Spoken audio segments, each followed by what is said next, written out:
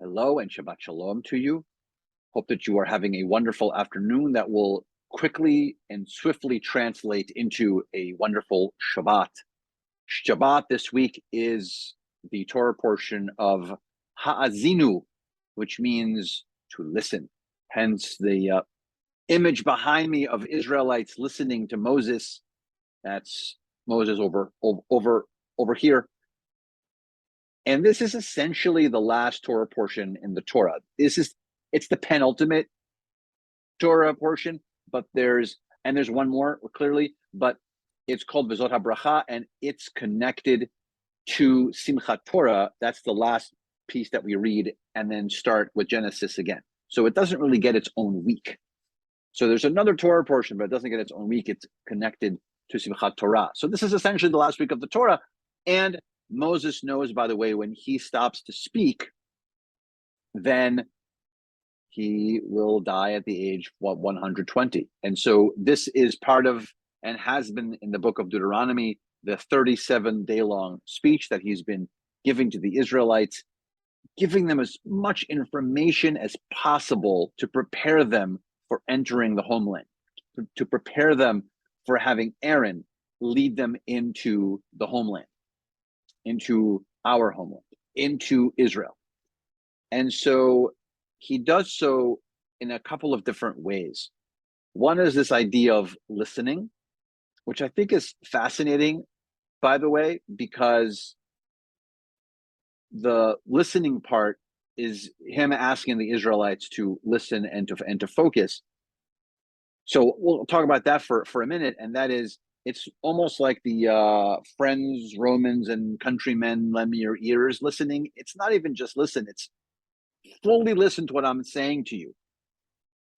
Turn yourself into this beacon of focus, because I'm trying to tell you the most important last minute things that I can tell you before I go. So that's this beautiful part that Moses, I think, is in this moment.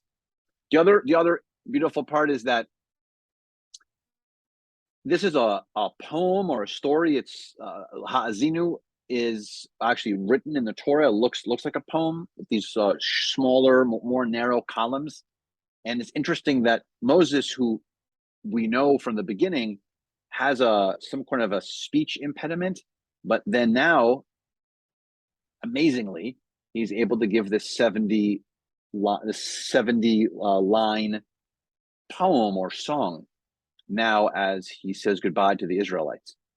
And so I think that shows his personal growth. And I think that we have an opportunity for our personal growth too. Some people say that the most important day of the whole year is the day after Yom Kippur, and we're only a few days out of Yom Kippur ending. And that is for us to show us and give us the opportunity for us to develop ourselves, just like Moses shows us that he did.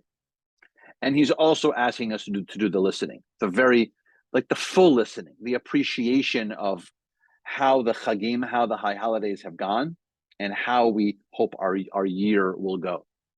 And by the way, so it's Friday, and then it's going to be Saturday, and then Sunday is Erev Sukkot. So we go right from Chag to Chag, and we'll be able to celebrate Zman Simchatenu, the time of our joy, which is another name for Sukkot.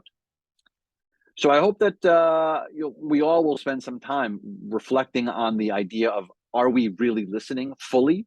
And also, are we prepared to make big, dynamic changes that we said that we would?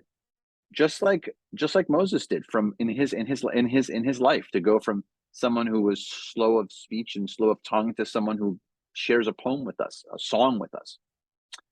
I hope you have a wonderful Shabbat. Service is 6:30 in a couple of hours, and then tomorrow morning we have our service and Torah study at 8:30, and then, like I said, Sunday, everyone's welcome. Help us build a sukkah in the morning around 9 o'clock.